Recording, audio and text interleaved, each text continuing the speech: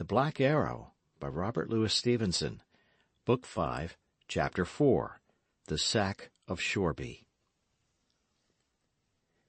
There was not a foe left within striking distance, and Dick, as he looked ruefully about him on the remainder of his gallant force, began to count the cost of victory.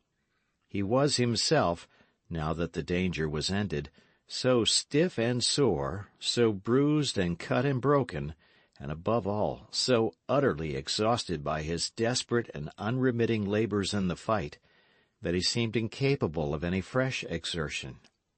But this was not yet the hour for repose.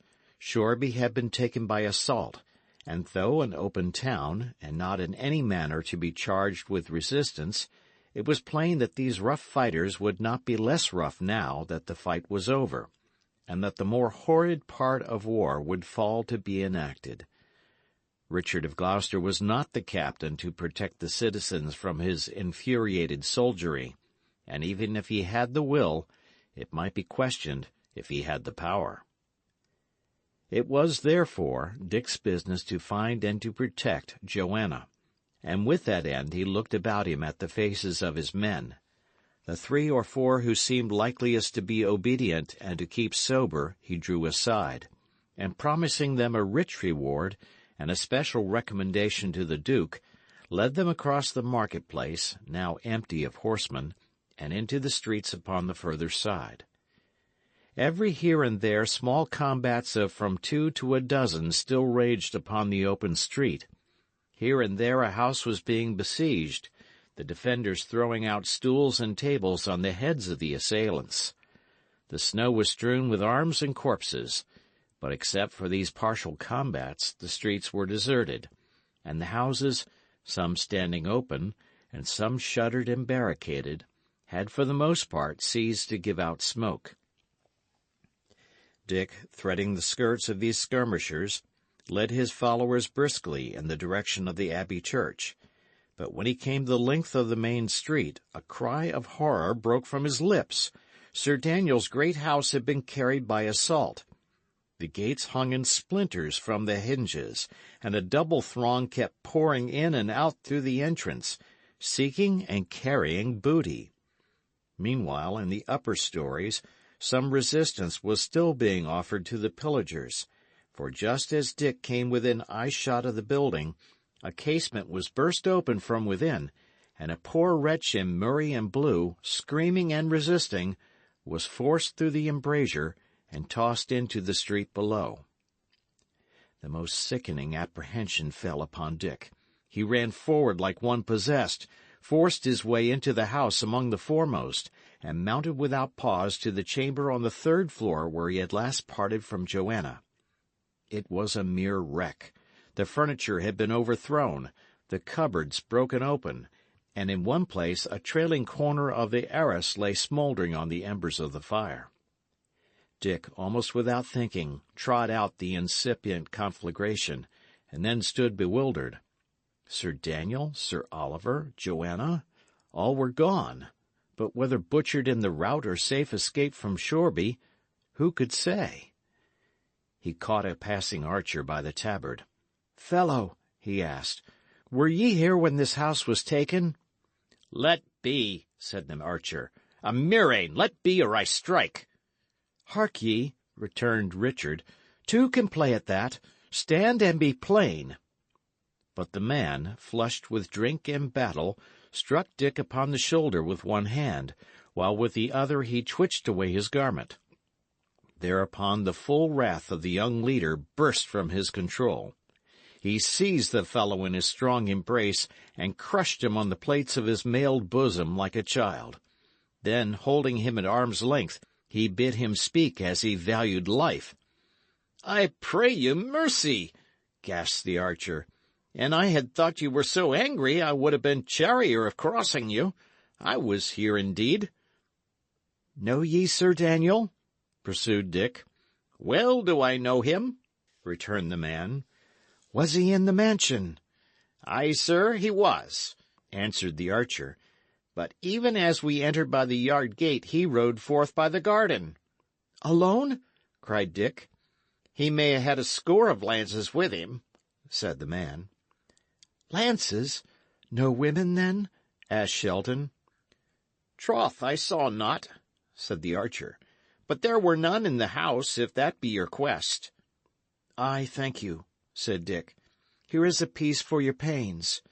But groping in his wallet, Dick found nothing. "Inquire for me tomorrow," he added. Sir Richard Shelton," he corrected, "and I will see you handsomely rewarded."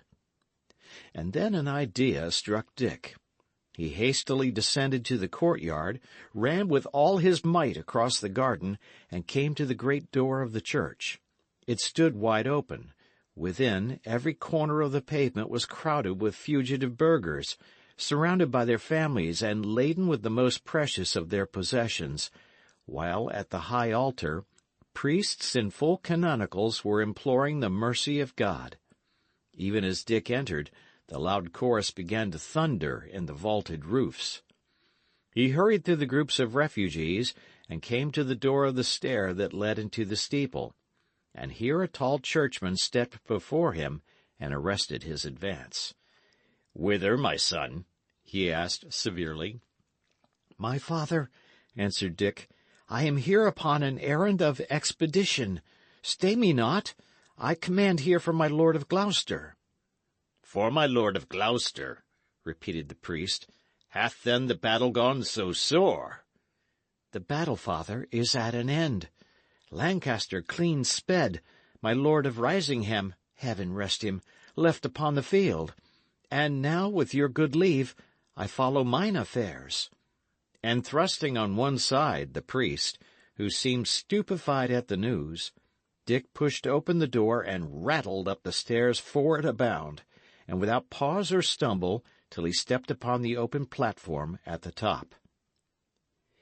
Shoreby church tower not only commanded the town, as in a map, but looked far on both sides over sea and land. It was now near upon noon, the day exceeding bright, the snow dazzling, and as Dick looked around him he could measure the consequences of the battle. A confused, growling uproar reached him from the streets, and now and then, but very rarely, the clash of steel. Not a ship, not so much as a skiff remained in harbor, but the sea was dotted with sails and rowboats laden with fugitives. On shore, too, the surface of the snowy meadows was broken up with bands of horsemen, some cutting their way toward the borders of the forest, others, who were doubtless of the Yorkist side, stoutly interposing and beating them back upon the town. Over all the open ground there lay a prodigious quantity of fallen men and horses, clearly defined upon the snow. To complete the picture, those of the foot soldiers as had not found place upon a ship still kept up an archery combat on the borders of the port, and from the cover of the shoreside taverns. In that quarter also, one or two houses had been fired, and the smoke towered high in the frosty sunlight, and blew off to sea in voluminous folds. Already close upon the margin of the woods, and somewhat in the line of Holywood, one particular clump of fleeing horsemen riveted the attention of the young watcher on the tower. It was fairly numerous. In no other quarter of the field did so many Lancastrians still hold together. Thus they had left a wide, discoloured wake upon the snow, and Dick was able to trace them step by step from where they had left the town. While Dick stood watching them, they had gained, unopposed, the first fringe of the leafless forest, and turning a little from their direction, the sun fell for a moment full on their array as it was relieved against the dusky wood. "Murray and Blue!" cried Dick. "I swear it, Murray and Blue!" The next moment he was descending the stairway. It was now his business to seek out the Duke of Gloucester, who alone, in the disorder of the forces, might be able to supply him with a sufficiency of men. The fighting in the main town was now practically at an end, and Dick ran hither and thither, seeking the commander. The streets were thick with wandering soldiers, some laden with more booty than they could well stagger under, others shouting drunk. None of them, when questioned, had the least notion of the Duke's whereabouts, and at last it was by sheer good fortune that Dick found him, where he sat in the saddle directing operations to dislodge the archers from the harbour side. "Sir Richard Shelton, ye are well found," he said. "I owe you one thing that I value little, my life, and one that I can never pay you for, this victory. Catesby, if I had 10 such captains as Sir Richard, I would march forthright on London. But now, sir, claim your reward." "Freely, my lord," said Dick, "freely and loudly. One hath escaped to whom I owe some grudges, and taken with him one whom I owe love and service. Give me, then, 50 lances, that I may pursue, and for any obligation that your graciousness is pleased to allow, it shall be clean discharged." "How call ye him?" inquired the Duke. "Sir Daniel Brackley," answered Richard. "Out upon him, double-face!" cried Gloucester. "Here is no reward, Sir Richard. Here is fresh service offered. And if that ye bring his head to me, a fresh debt upon my conscience. Catesby, get him these lances. And you, sir, bethink ye, in the meanwhile, what pleasure, honour, or profit it shall be mine to give you." Just then the Yorkist skirmishers carried one of the shoreside taverns, swarming in upon it on 3 sides, and driving out or taking its defenders. Crookback Dick was pleased to cheer the exploit, and pushing his horse a little nearer, called to see the prisoners.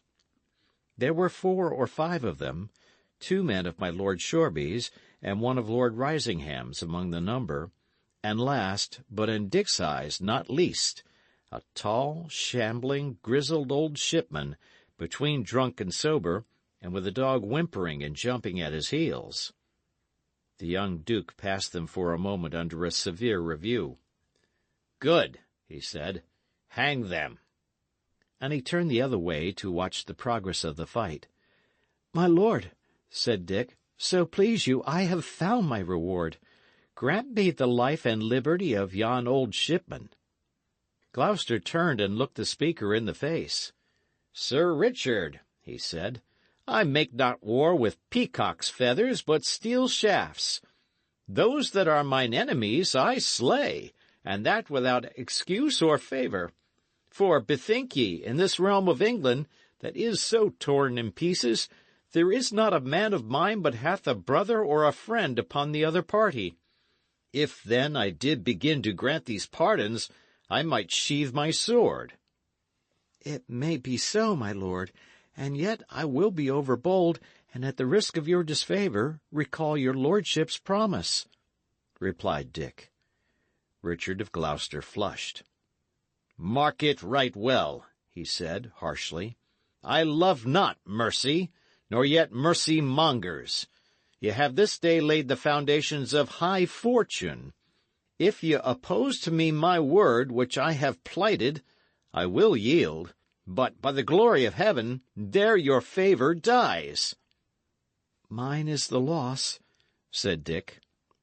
"Give him his sailor," said the Duke, and wheeling his horse, he turned his back upon young Shelton. Dick was nor glad nor sorry. He had seen too much of the young Duke to set great store on his affection, and the origin and growth of his own favour had been too flimsy and too rapid to inspire much confidence. One thing alone he feared, that the vindictive leader might revoke the offer of the lances. But here he did justice neither to Gloucester's honour, such as it was, nor, above all, to his decision. If he had once judged Dick to be the right man to pursue Sir Daniel, he was not one to change, and he soon proved it by shouting after Catesby to be speedy, for the paladin was waiting. In the meanwhile, Dick turned to the old shipman, who had seemed equally indifferent to his condemnation and to his subsequent release. "Arblaster," said Dick, "I have done you ill, but now, by the rood, I think I have cleared the score." But the old skipper only looked upon him dully and held his peace. "Come," continued Dick, "a life is a life, old shrew, and is more than ships or liquor. Say ye forgive me, for if your life be worth nothing to you, it hath cost me the beginnings of my fortune. Come, I have paid for it dearly. Be not so churlish. "And I had had my ship," said Arblaster, "I would have been forth and safe on the high seas, I and my man Tom. But ye took my ship, gossip, and I'm a beggar. And for my man Tom, a knave fellow in russet shot him down. Murrain, quoth he, and spake never again. Murrain was the last of his words, and the poor spirit of him passed. And will never sail no more, will my Tom." Dick was seized with unavailing penitence and pity. He sought to take the skipper's hand, but Arblaster avoided his touch. "Nay," said he, "let be. You've played the devil with me, and let that content you." The words died in Richard's throat. He saw through tears the poor old man, bemused with liquor and sorrow, go shambling away with bowed head across the snow, and the unnoticed dog whimpering at his heels, and for the first time began to understand the desperate game that we play in life, and how a thing once done is not to be changed or remedied by any penitence. But there was no time left to him for vain regret. Catesby had now collected the horsemen, and riding up to Dick he dismounted and offered him his own horse. "This morning," he said, "I was somewhat jealous of your favour. It hath not been of a long growth. And now, Sir Richard, it is with a very good heart that I offer you this horse, to ride away with." "Suffer me yet a moment," replied Dick. "This favour of mine, whereupon was it founded?" "Upon your name," answered Catesby. "It is my lord's chief superstition. Were my name Richard, I should be an earl tomorrow." "Well, sir, I thank you," returned Dick, "and since I am little likely to follow these great fortunes, I will even say farewell. I will not pretend I was displeased to think myself upon the road to fortune, but I will not pretend, neither, that I am over sorry to be done with it. Command and riches, they are brave things, to be sure, but a word in your ear— yon duke of yours, he is a fearsome lad." Catesby laughed. "Nay," said he, "of a verity he that rides with Crooked Dick will ride deep. Well, God keep us all from evil. Speed you well." Thereupon Dick put himself at the head of his men, and giving the word of command, rode off. He made straight across the town, following what he supposed to be the route of Sir Daniel, and spying around for any signs that might decide if he were right. The streets were strewn with the dead and the wounded, whose fate, in the bitter frost, was far the more pitiable. Gangs of the victors went from house to house, pillaging and stabbing, and sometimes singing together as they went. From different quarters, as he rode on, the sounds of violence and outrage came to young Shelton's ears, now the blows of the sledge-hammer on some barricaded door, and now the miserable shrieks of women. Dick's heart had just been awakened.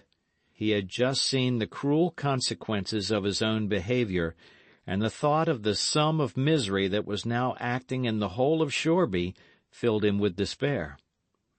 At length he reached the outskirts, and there, sure enough, he saw straight before him the same broad, beaten track across the snow that he had marked from the summit of the church.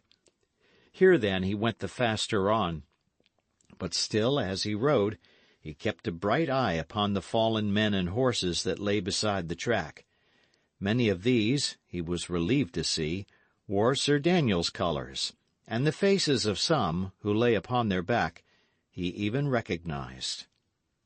About half-way between the town and the forest, those whom he was following had plainly been assailed by archers, for the corpses lay pretty closely scattered, each pierced by an arrow.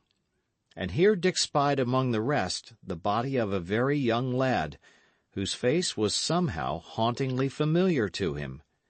He halted his troop, dismounted, and raised the lad's head.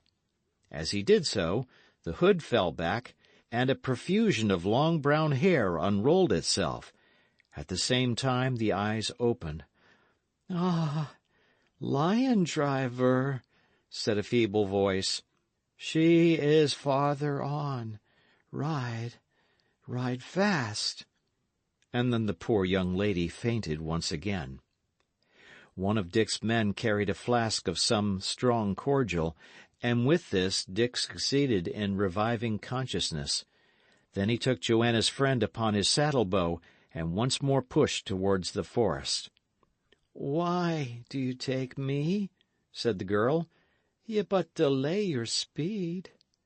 "Nay, Mistress Risingham," replied Dick. "Shoreby is full of blood and drunkenness and riot. Here ye are safe. Content ye." "I will not be beholden to any of your faction," she cried. "Set me down." "Madam, ye know not what you say," returned Dick. "Ye are hurt?" "I am not," she said. "It was my horse was slain." "It matters not one jot," replied Richard. "Ye are here in the midst of open snow, and compassed about with enemies. Whether you will or not, I carry you with me. Glad am I to have the occasion, for thus shall I repay some portion of our debt." For a little while she was silent. Then, very suddenly, she asked, "My uncle?" "My Lord Risingham?" returned Dick.